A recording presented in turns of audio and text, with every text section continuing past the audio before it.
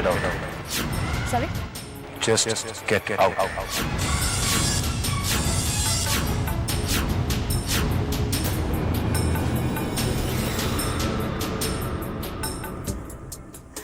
देखिए मिस्टर वर्धन, आपको ये सोचना है कि ये तो फुटबॉल की तरह है, एक खेल है, लोगों का दिल बहलाना है। देखिए ma'am, you are a lady और मैं आपकी बेइज्जती नहीं करना चाहता, इसलिए अच्छा इसी में होगा कि आप लोग यहाँ से चले जाएं।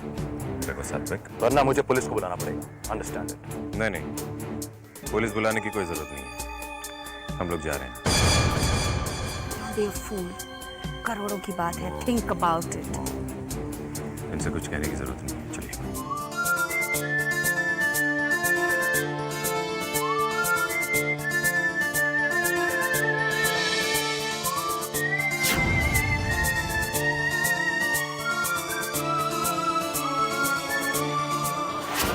इस तरह का इंसान है ये सात्विक वर्धन, हाँ? समझ में नहीं आता? इतनी बड़ी रकम ऑफर की वेदांत, फिर भी मानने को तैयार नहीं। Sometimes I just can't understand these kind of people. Middle class की खोखली खुददारी मॉम। कुछ लोग होते हैं जिन्हें गरीबी में जीने की आदत पड़ जाती है। ये सात्विक वर्धन भी उन्हीं में से एक है। लेकिन वेदांत इसे मानना तो पड़ेगा ही, हाँ? ये मान जाए तो ये सारा डीके मर्डर का झमेला ही खत्म हो जाएगा। मॉम, ये माने तब ना, इतने आराम से खड़े खड़े सारी बात सुनी और उसके बाद कह दिया Get out. लेकिन हम भी इसे आसानी से छोड़ेंगे नहीं ना, इसे डीके बनना ही पड़ेगा। जिसे कहते हैं ना, राजी राजी या फिर गैर राजी। Calm down, mom, calm down. अभी इतना परेशान होने की जरूरत नहीं है। मैंने आपसे पहले भी कहा है, हमारे पास एक मोहरा है जो बाजी फिर से पलट सकता है। इसे कहते हैं तकदीर। अब दिशा को ही देख लो, डीके की मौत उसके लिए वरदान साबित हुई है, वरना कोई सोच भी नहीं सकता कि एक गरीब नौकर की अनाथ बेटी अरबों में खेलेगी। इसे तकदीर ही तो कहेंगे कि एक गरीब लड़की कनका अंपायर की मालकिन बनी हुई है, वो भी तुम्हारे होते हैं वेदांत। वैसे कनिका के असली मालिक तो तुम हो, सिर्फ तुम, लेकिन तुम हो के दिशा के मोहताज बने हुए हो। भाई की इतनी बड़ी कंपनी होने के बावजूद तुम्हें जरा सी बात के लिए दिशा की तरफ देखना पड़ता है। It's really sad. बचपन से सिखाया जाता है रानू कि सब्र करो, सब्र का फल मीठा होता है। जरा सा सब्र करो, तकदीर बदलते देर नहीं लगती। लेकिन वेदांत, हमारी तकदीर तो चुटकियों में बदल सकती है ना। लेकिन तुम हो, मेरी प्रपोजल पे हामी भरने के लिए तुम इतना वक्त लगा रहे हो। दे दो ना मुझे 50% शेयर्स, मैं दिशा को मना लेती हूँ कि वो कनका तुम्हारे नाम कर दे। मैं जानता हूँ रानू कि तुम्हें अपनी दी की बहुत फिक्र है, मगर मेरी बात का यकीन करो, बस एक दिशा ही है जो कनका को आसमान की बुलंदियों तक ले जा सकती है।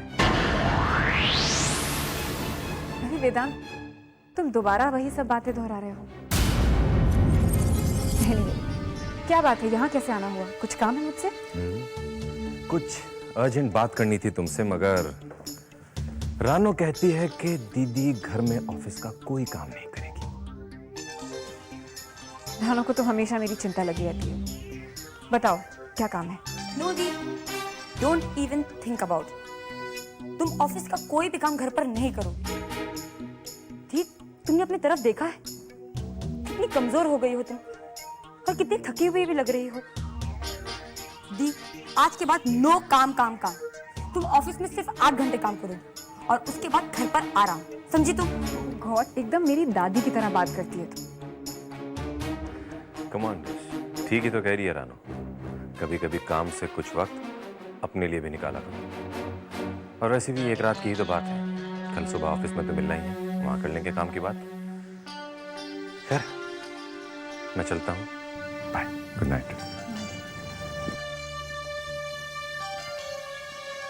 दी, वेदांत कितना अच्छा लड़का है ना, इतना होशियार, समझदार और गुड लुकिंग भी। तुझे वेदांत पसंद है क्या? बट ऑब्वियसली, अब मैं उसकी इतनी तारीफ कर रही हूँ तो मुझे अच्छा ही लगता होगा, और फिर तुम्हें भी तो बहुत अच्छा लगता है। तुम बहुत तकदीर वाली कि तुम्हारे आसपास इतने अच्छे अच्छे लोग रहते हैं। जो भी लड़की वेदांत से शादी करेगी ना, वो बहुत किस्मत वाली होगी, क्योंकि वेदांत उसका बहुत ख्याल रखेगा। उसे किसी भी चीज की कमी महसूस नहीं होने देगा वो। लेकिन तुम्हें ऐसा क्यों लगता है? ओ कम ऑन दी, अब देखो ना, तुमने वेदांत को शादी के मंडप पे अकेला छोड़ दिया था, लेकिन वेदांत ने इस बात को अपने दिल पर नहीं लगाया,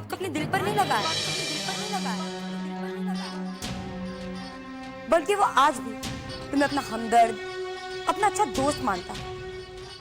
जिंदगी के हर मोड़ पर तुम्हारी मदद करने के लिए खड़ा है वो। दी, वेदांत की जगह कोई और लड़का होता ना, तो वो तुम्हारी शक्ल देखना भी पसंद, लेकिन देखो, वेदांत के चेहरे पे कोई रंजिश नहीं है, ना कोई शिकवा, ना कोई गिला। अब सोचो ना दी, अगर वो तुम्हारे साथ इतना अच्छा है, तो अपनी पत्नी के साथ कैसे होगा? वो पत्नी जो उसे प्यार करेगी, उसका ख्याल रखेगी, उसके लिए तो अपनी पूरी दुनिया लुटा देगा, अपनी पूरी जिंदगी लुटा देगा वो उसके लिए, है ना? लो, मैं भी क्या बातें लेकर बैठ गई। बातों बातों में ये भी भूल गई कि तुम थक गई होगी। दी, तुम आराम करो, मैं तुमसे बाद में बात करती हूँ।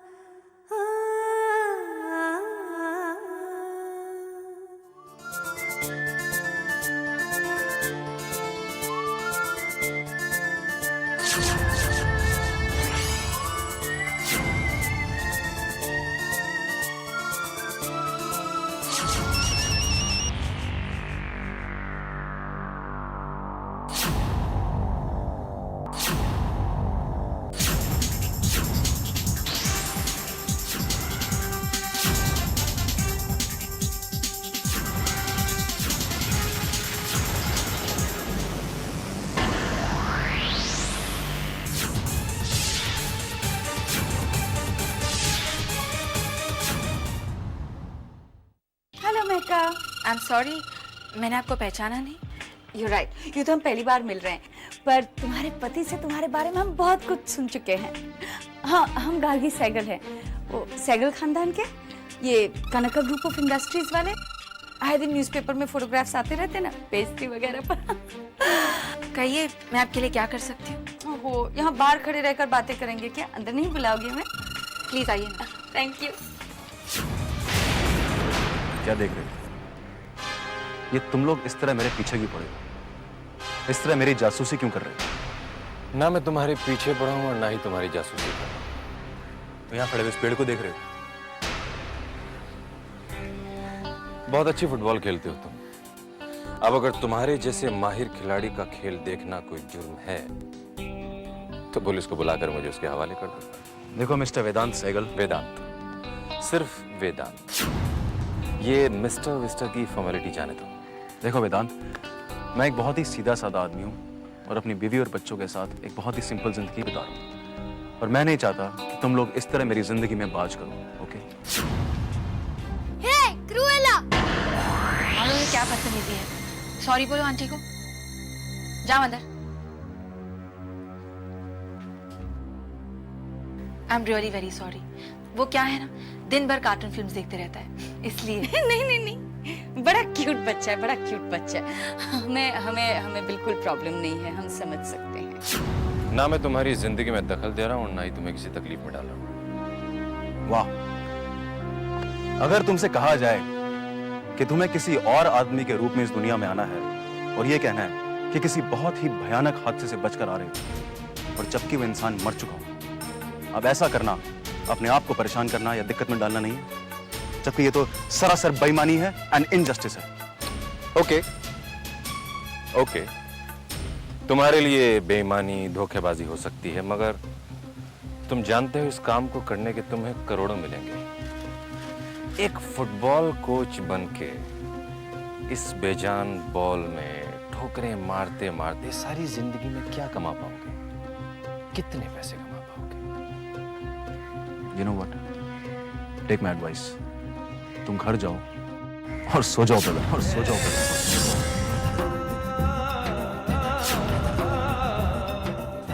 क्या कहा तुमने मुझे? ब्रदर। तुमने मुझे ब्रदर क्यों कहा? क्योंकि हम जानते हैं कि तुम्हें पैसों की जरूरत है। भाई आजकल के जमाने में किससे पैसों की जरूरत नहीं होती, इसलिए हम तो तुम्हारी मदद करना चाहते थे। अब देखो ना, आजकल की दुनिया में लोग पैसे कमाने के लिए क्या क्या नहीं करते, और ये तो दौलत सामने से तुम्हारे दरवाजे पर दस्तक दे रही है, और तुम्हारे पति ने घराई लक्ष्मी को ठुकरा दिया। और देखो मेघा, एक अच्छी पत्नी होने के नाते तुम्हारा फर्ज बनता है कि तुम अपने पति को समझाओ, उसे कहो बचपना छोड़ दे, फिर आगे तो भाई तुम्हारी मर्जी। चलते हैं। अब वैसे सवाल करोड़ों का है। I'm sorry अगर तुम्हें बुरा लगा। भाई तुम छोटे हो, छोटे भाई जैसे हो, इसलिए ब्रदर कह दिया। आज के बाद ब्रदर मत कहना मुझे। ब्रदर क्या, आज के बाद मैं तुमसे कभी मुलाकात भी नहीं करना चाहता। सुनो सात्विक, सात्विक मेरी बात सुनो। मेरी बात, मेरी इट्स अबाउट करोड़ बात है। सात्विक करोड़, सात्विक तुम क्या बेवकूफी कर रहे हो सात्विक?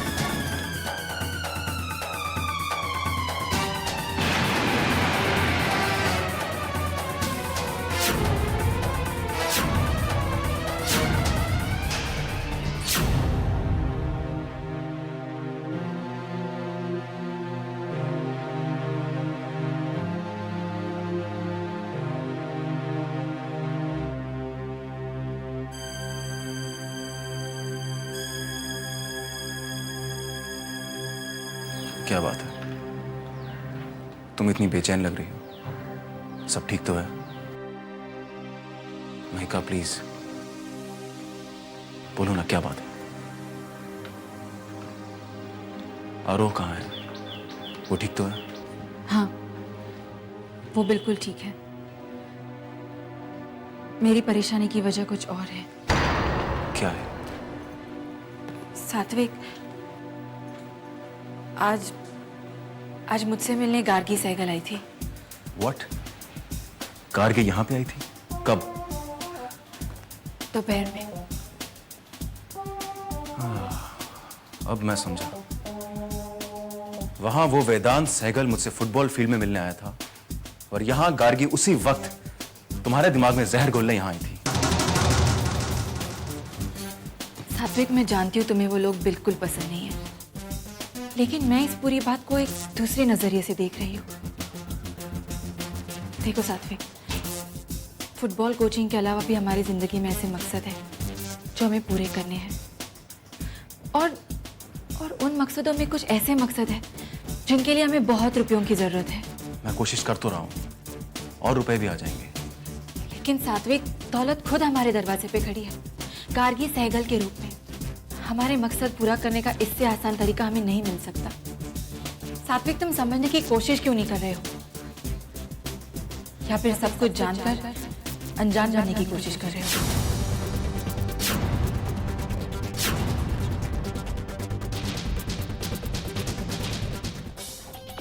ये दोनों माँ बेटे मुझे पागल कर देंगे। पूरी दुनिया देखी है मैंने, लेकिन इन दोनों के जैसा चतुर शातिर चालबाज मैंने कहीं नहीं देखा। हाँ, थ्रिलर पिक्चर बना सकते हैं दोनों, एकदम सुपर हिट। हाँ, बताओ कहाँ से आइडियाज आते रहते हैं दोनों को। अभी एक नया हीरो लेके आ गए हैं, सात्विक वर्धन, नकली डीके। अरे यार, वैसे सही है, अगर ये सात्विक वर्धन नकली डीके बनने पर राजी हो जाता है तो डीके के खून के इल्जाम से तो हम फ्री हो जाएंगे, और कनका एम्पायर का नकली मालिक बनकर वो सारे पेपर भी वेदांत के नाम कर देगा। और अगर नहीं किया तो पोरिनीता, तुम्हारी तो बैंड ही बच जाएगी, क्योंकि इन दोनों माँ बेटे के चक्कर में मैंने तो अपने सारे दरवाजे बंद कर दिए। तो बिजलानी भी मुझे घास नहीं डालेगा। Relax, it's not so bad, क्योंकि अभी तक दिशा का मास्क मेरे पास है, और जब तक वो मास्क मेरे पास है, ये दोनों माँ बेटे मुझसे पंगा लेने की जरूरत नहीं कर सकते। वो तो अच्छा हुआ कि मेरे में अकल है, और उस गार्गी की बात सुनकर मैंने वो मास्क जला नहीं दिया, वरना तो मेरा तुरुप का इक्का भी मेरे हाथ से चला जाता। लेकिन ये वेदांत है कहाँ?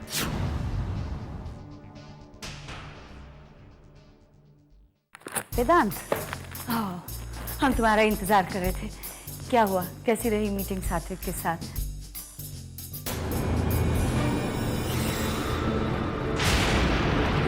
ये चोट कैसे लगी? कहीं सात्विक और तुम्हारे बीच में? कुछ नहीं मॉम, मामूली सी चोट है, 1-2 दिन में ठीक हो जाएगी। नो नो नो, चोट लगी कैसे? बस ये समझिए मॉम के सात्विक को जो मनाने गया था उसकी कीमत चुकाई है मैंने। हाँ, उसकी ये हिम्मत, तुम पर हाथ उठाया उसने? Come on mom, come on, हाथ नहीं उठाया है। गुस्सा छोड़िए, आप मुझे ये बताइए कि महिका के साथ जो आपकी मीटिंग होने वाली थी उसमें क्या हुआ? लालच दे रखा है, देखते हैं आगे क्या होता है। सात्विक ने क्या कहा? टफ नट मॉम, इतनी आसानी से नहीं मानेगा। हाँ, मानेगा वेदांत, मानेगा, क्योंकि उसकी पत्नी उसे मनाए।